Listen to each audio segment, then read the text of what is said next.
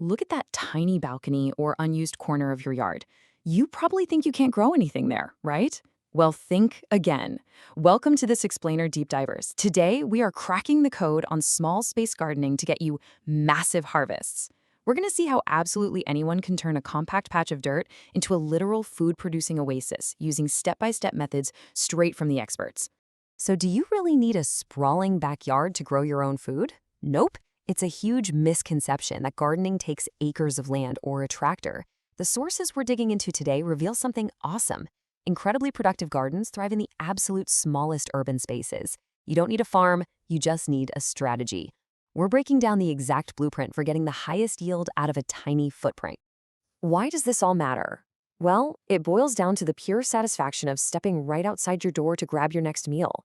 There's just this deep comfort in watching the full life cycle of your food, going from a tiny seed to a fresh salad on your dinner table in seconds. If you take away just one thing today, make it this. Space is not your enemy, inefficiency is. To get you that perfect harvest, we're following a simple 5-step agenda. 1. Finding your growing space. 2. Building the perfect soil. 3. The square foot method.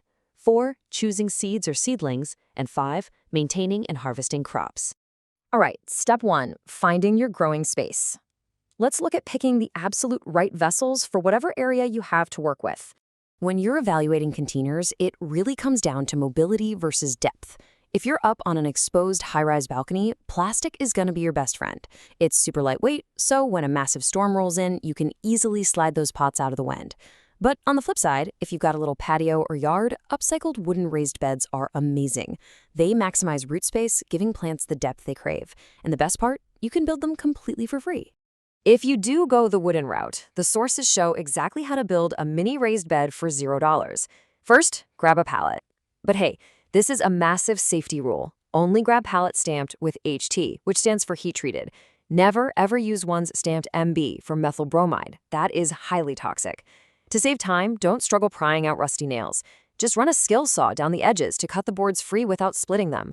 Then assemble the frame using scrap pieces as corner braces. Boom, completely free infrastructure.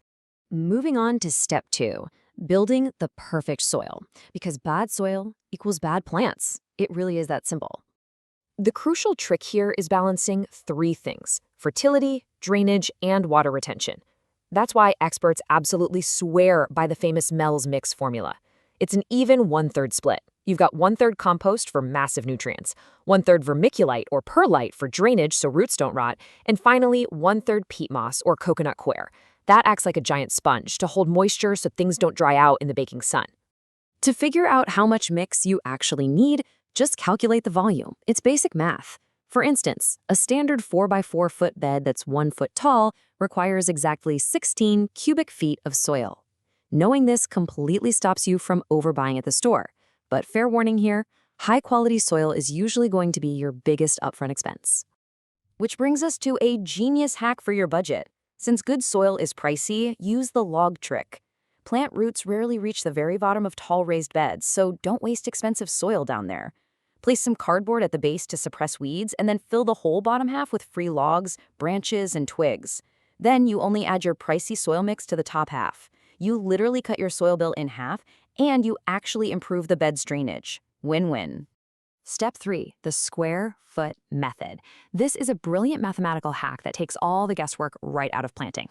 Say goodbye to complicated rows. Just divide your bed into a visual grid of 1-foot squares. This lets you use the square foot method to pack an incredibly dense yield into a tiny space without any overcrowding at all. Big plants like tomatoes, cabbage, or eggplant, they get 1 whole square foot to themselves. But smaller ones? 4 lettuce plants fit perfectly in a square. You can do 9 spinach plants. Or, get this, you can pack 16 radishes or bunching onions into a single square. It's so efficient. When mapping out that grid, you have to think about the sun. Always place tall, trellised plants like climbing peas or melons on the north edge of your bed. If you put them on the south side, they act like a giant wall, totally shading out your smaller plants. So always plan shortest in the front, tallest in the back.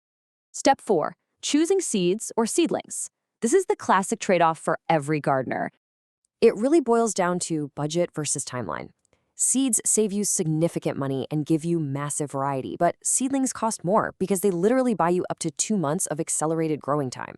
For beginners, getting that time-saving head start with seedlings is often totally worth the few extra dollars to guarantee some early momentum. If you do hit up the nursery, keep these insider tips in mind. Avoid floppy plants with too many stems crammed into one pot. But actually, here's a fun trick. If you buy multi-stem pots, like Thai basil, gently tease the roots apart at home. You can get several individual plants for the price of one. And always choose plants without early flowers, or just pinch them off right away. That forces the plant to spend its energy on root and leaf growth instead. Finally, step 5, maintaining and harvesting crops. Let's see how to keep this whole ecosystem thriving. To maximize a tiny space, you literally can't leave empty soil. Enter succession planting. The second you harvest a crop or it stops producing, you immediately drop new seeds into that exact spot. By doing this, you ensure a continuous food supply straight through the season rather than just one single harvest. Maintenance is all about working smarter. Like we mentioned earlier, pinch off early strawberry flowers until May to force massive leaf growth. Group your Mediterranean herbs together, like thyme and oregano, because they need way less water than other crops. And hey, if you travel a lot, just use self-watering containers or set up a simple drip irrigation system. It's a lifesaver. So knowing that you can grow a full salad in a single square foot, what are you going to plant in yours? Space isn't the issue anymore. Deep divers, I hope you love this explainer. If you want more, please like, subscribe, and check out our affiliate links and fourth wall merch down below. Let me know what topic we should dive into next. Happy growing!